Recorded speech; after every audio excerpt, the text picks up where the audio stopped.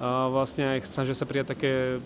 také rozhodnutie, že 100 dní nebudú vlastne proaktívne vlastne robiť veci proti vláde, alebo teda nejaké, ktoré by boli v konflikte s vládou, ale zase vlastne títo radikalizovaní občania vlastne z toho robia tému a no je to veľmi náročné. Žijeme vlastne v ruskej informačnej vojne na Slovensku, veľký vplyv tu má ruská propaganda a ľudia veria dezinformáciám a tá spoločnosť je rozdelená už dlhodobejšie, takže toto bude len ďalší krok, ktorý bude radikalizovať.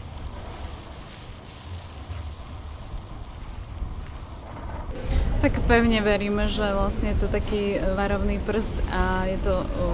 útok na predstaviteľného zástupcu štátu, čiže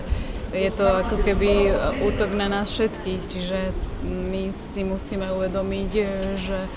nemôžeme vytvárať takéto prostredie nepriateľské a z každej strany by teda mal prísť nejaký čin sebareflexie